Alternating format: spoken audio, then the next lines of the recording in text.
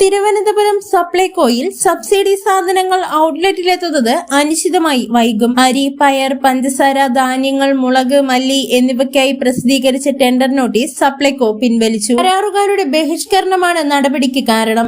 ഫെബ്രുവരി 13-നാണ് notice പ്രസിദ്ധീകരിച്ചത്.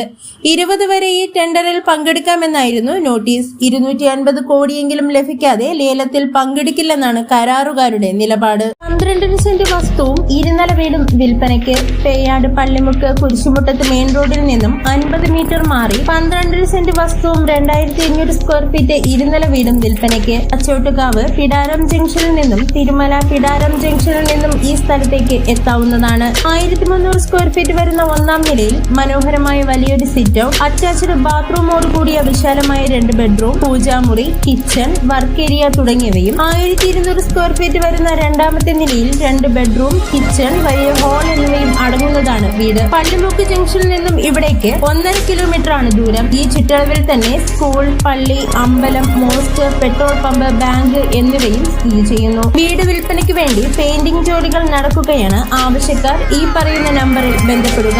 9746221195.